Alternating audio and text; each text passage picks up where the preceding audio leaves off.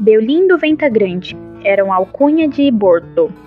Saiu do arsenal de marinha e enfiou pela rua de Bragança. Batiam 3 horas da tarde. Era fina a flor dos marujos e, demais, levava um grande ar de felicidade nos olhos. A corveta dele voltou de uma longa viagem de instrução, e Deolindo veio à terra tão depressa alcançou licença.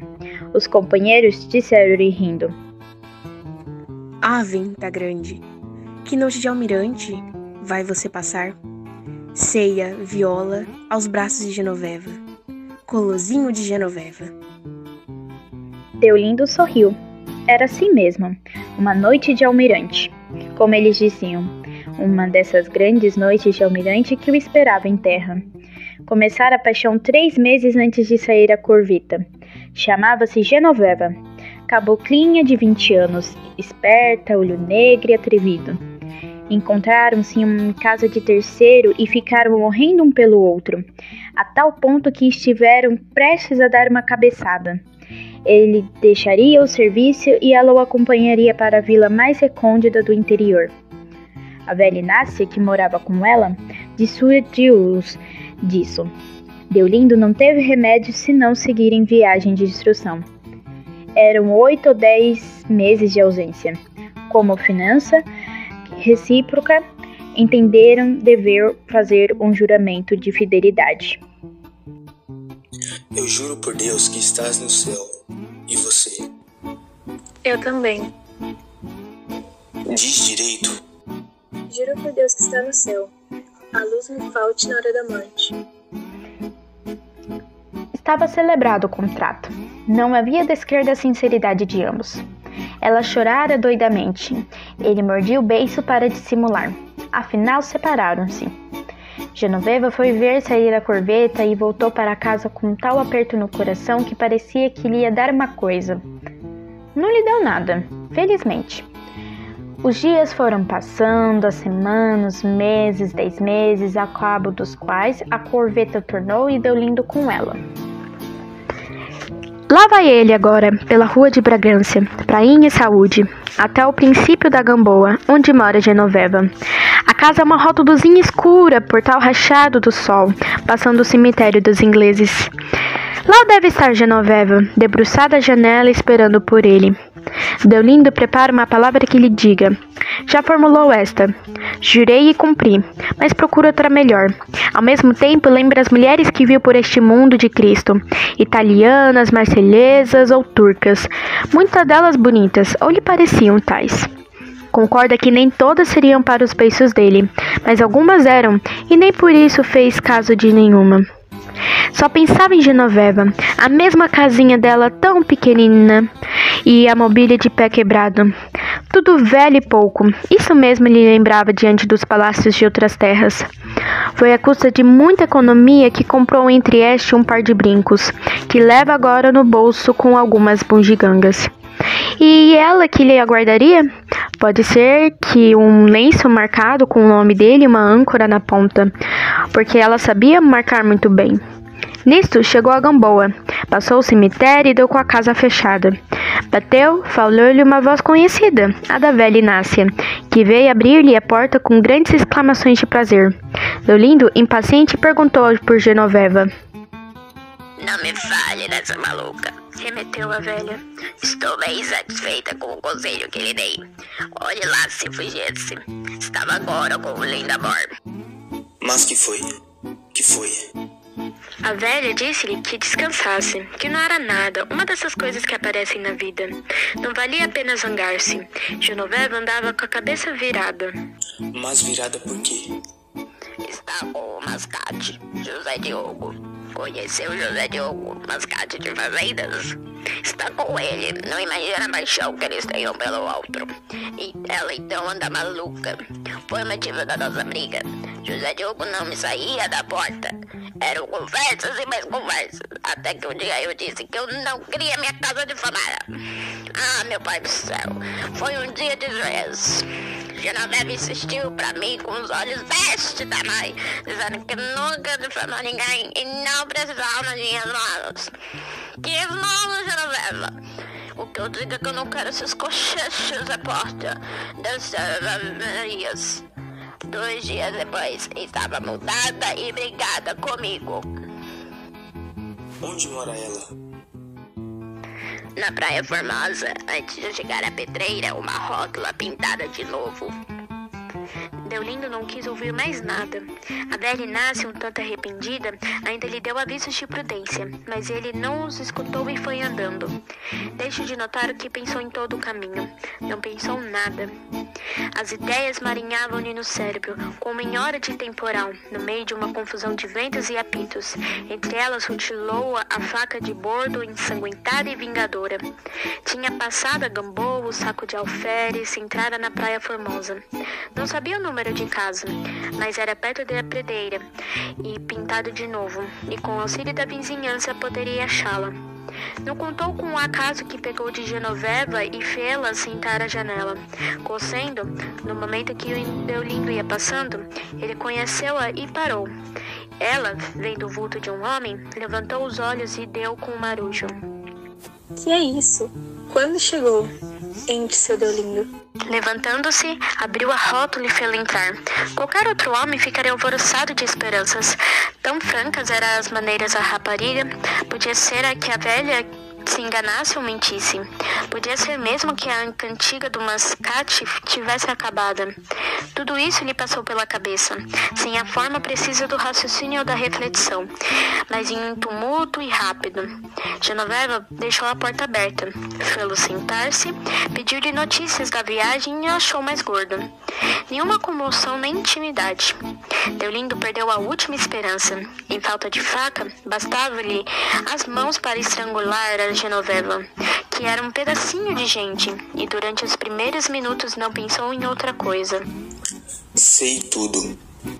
Quem lhe contou? Deolindo levantou os ombros.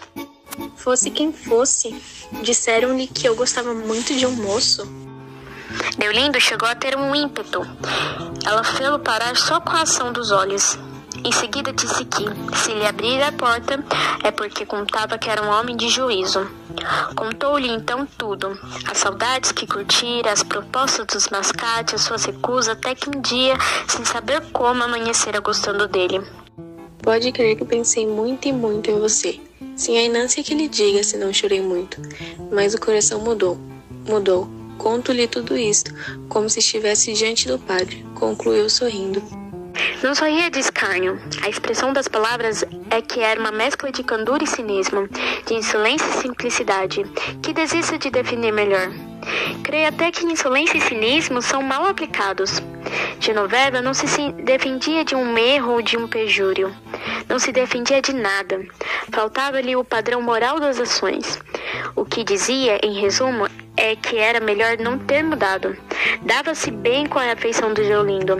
A prova é que quis fugir com ele. Mas, uma vez que o mascate venceu o marujo, a razão era do mascate, e cumpria declará-lo. Que vos parece? O pobre marujo citava o juramento de despedida como uma obrigação eterna, diante da qual consentira em não fugir e embarcar. Juro por Deus que está no céu, a luz me falte na hora da morte. Se embarcou, foi porque ela lhe jurou isso. Com essas palavras é que andou, viajou, esperou e tornou. Foram elas que lhe deram forças de viver. Juro por Deus que está no céu, a luz me falte na hora da morte. Pois sim, Deolindo, era verdade. Quando jurei era verdade. Tanto era verdade que eu queria fugir com você para o sertão. Só Deus sabe se era verdade. Mas vieram outras coisas. Veio este moço e eu comecei a gostar dele. Mas a gente jura, é para isso mesmo. É para não gostar mais de ninguém. Deixa disso, Deolindo. Então você só lembrou de mim? A que horas volta esse José Diogo? Não volta hoje. Não? Não volta. Está lá para os lados de Gustativas com a caixa. Deve voltar sexta-feira ou sábado. E por que é que você quer saber? Que mal lhe fez ele? Pode ser que qualquer outra mulher tivesse igual palavra. Poucas lhe dariam uma expressão tão cândida, não de propósito, mas involuntariamente. Vede que estamos aqui muito próximos da natureza. Que mal lhe fez ele? Que que mal lhe fez esta pedra que caiu de cima? Qualquer mestre de física lhe explicaria a queda das pedras. Deolindo declarou com um gesto de desprezo que queria matá-lo.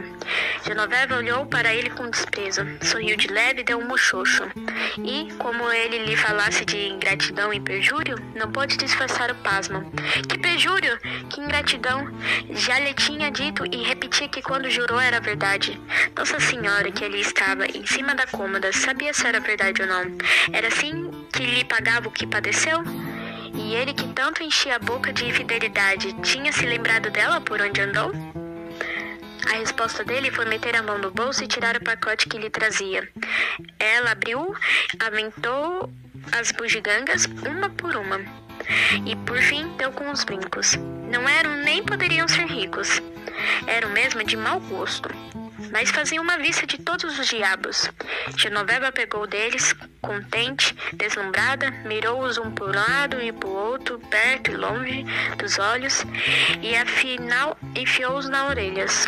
Depois foi ao espelho de pataca, suspenso na parede, entre a janela e a rótula, para ver o efeito que lhe fazia.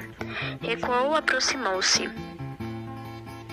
Voltou a cabeça da direita para a esquerda e da esquerda para a direita. Sim, senhor, muito bonitas, disse ela, fazendo uma grande mesura de agradecimento. Onde é que comprou? Creio que ela não respondeu nada. Não teria tempo para isso, porque ela disparou mais 2 ou 3 perguntas, uma atrás da outra. Tão confusa estava de receber um mimo a troco de um esquecimento. Confusão de 5 ou 4 minutos, pode ser que 2. Não tardou que tirasse os brincos e os contemplasse e pusesse na caixinha em cima da mesa redonda que estava no meio da sala. Ele, pela sua parte, começou a crer que, assim como a perdeu, estando ausente, assim um outro ausente podia também perdê-la, e, provavelmente, ela não lhe jurara nada. Brincando, brincando, é noite, disse Genoveva. Com efeito, a noite ia caindo rapidamente. Já não podiam ver o Hospital dos Lázaros e mal distinguiam a Ilha dos Melões. As mesmas lanchas e canoas postas em seco, defronte da casa, confundiam-se com a terra e lodo da praia. Genoveva acendeu uma vela, depois foi sentar-se na soleira da porta e pediu-lhe que contasse alguma coisa das terras por onde andara. Deolindo recusou-se a princípio. Disse que se ia embora. Levantou-se e deu alguns passos na sala, mas o demônio da esperança mordia e babujava o coração do pobre diabo. E ele voltou a sentar-se, para dizer 2 ou 3 anedotas de bordo. Genoveva escutava com atenção. Interrompidos por uma mulher da vizinhança, que ali veio, Genoveva fê-la sentar-se também para ouvir as bonitas histórias que o senhor Deolindo estava contando. Não houve outra apresentação. A esperança, entretanto, começava a desampará-lo e ele levantou-se definitivamente para sair. Genoveva não quis deixá-lo sair antes que a amiga visse os brincos e foi mostrar-los com os grandes encarecimentos. Outra ficou encantada, elogiou-o muito, perguntou se os comprara em França e pediu para a Genoveva que os pusesse. Realmente, são muito bonitos. Quero crer que o próprio Marujo concordou com essa opinião. Gostou de os ver. Achou que pareciam feitos para ela e, durante alguns segundos, saboreou o prazer exclusivo e super fino de haver dado um bom presente. Mas foram só alguns segundos. Como ele se despedisse, Genoveva o acompanhou até a porta para lhe agradecer ainda uma vez o mimo e provavelmente dizer-lhe algumas coisas meigas e inúteis. A amiga que deixara ficar na sala apenas ouviu esta palavra. Deixa disso, Deolindo.